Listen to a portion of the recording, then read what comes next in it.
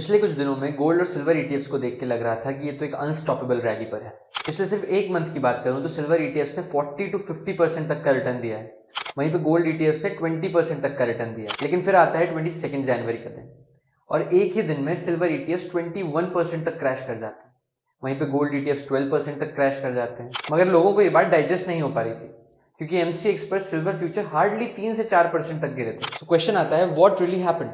क्यों ईटीएफ्स के price gold और सिल्वर के एक्चुअल प्राइस से ज्यादा तेजी से नीचे गिरे और क्या इस क्रैश को एक करेक्शन समझते हुए एक बाइंग अपॉर्चुनिटी की तरह लेना चाहिए या फिर एक वार्निंग है कि मार्केट्स ओवरहीटेड है? आइए समझते हैं आज के इस वीडियो में। 22 जनवरी को जो हमें गोल्ड और सिल्वर ईटीएफ्स के प्राइसेस में क्रैश देखने को मिला है, उसके पीछे का मेन रीजन है sudden shift in global sentiments. 2026 के स्टार्टिंग से ही एक जियोपॉलिटिकल अनसर्टेनिटी, एक टेंशन का माहौल बना हुआ है। Reason being Mister Donald Trump, US president Donald Trump का पहले वेनेजुएला पे अटैक, फिर ईरान पे मिलिट्री एक्शन लेने की धमकी, उसके बाद ग्रीनलैंड को खरीद लेने या फिर कैप्चर करने की बातें।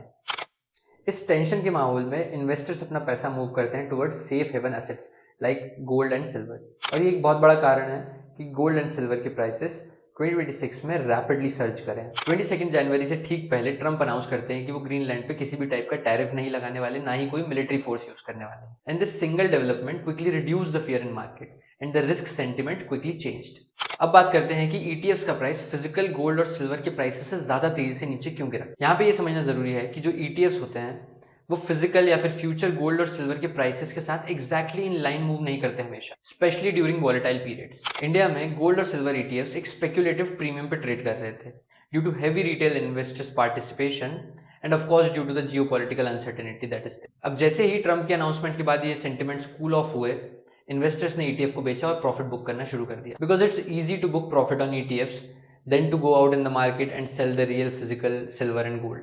और इसी वजह से आपको ईटीएफ्स में एक शार्प डिक्लाइन देखने को मिला। सो मार्केट में भी काफी कंफ्यूजन का स्टेट बना हुआ है। कुछ एक्सपर्ट्स का कहना है कि ये जो डिप था ये एक बाइंग अपॉर्चुनिटी है, यहाँ पे आपको इन्वेस्टमेंट करना चाहिए। वहीं कुछ का कहना है कि मार्केट बहुत वॉलेटाइल है, काफी रिस्क है, अभी इन्वेस्टमेंट नहीं करना चाहिए। So as a retail investor what should we do? In my opinion gold और सिल्वर की फंडामेंटल्स आज भी बहुत स्ट्रॉन्ग। जियोपॉलिटिकल अनसर्टेनिटी अभी तक खत्म नहीं हुई है और मेरे हिसाब से जब तक ट्रंप है तब तक होगी भी नहीं। और सिल्वर की इंडस्ट्रियल डिमांड बहुत स्ट्रांग है। Solar panel, EVs, clean energy segment, हर जगह सिल्वर यूज हो रहा है और सप्लाई बहुत लिमिटेड है। तो मेरी यही एडवाइस है कि अगर आप एक एग्जिस्टिंग इन्वेस्टर हैं तो अपने इन्वेस्टमेंट को होल्ड कीजिए, बिकॉज मेरे हिसाब से गोल्ड और सिल्वर का फ्यूचर बहुत ब्राइट है।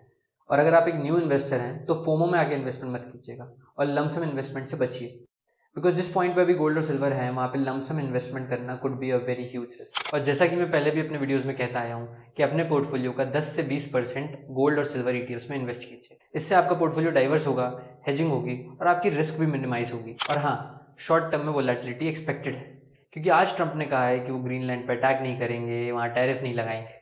कल को वो कुछ और अनाउंसमेंट करेंगे और फिर से जियोपॉलिटिकल टेंशन राइज होगी और फिर से गोल्ड और सिल्वर के प्राइसेस सर्च करने लग जाएंगे। तो शॉर्ट टर्म गेन के पीछे मत भागिए, लॉन्ग टर्म इन्वेस्टमेंट पे रहिए। So in short I would like to say that the ETF crash was not a crisis.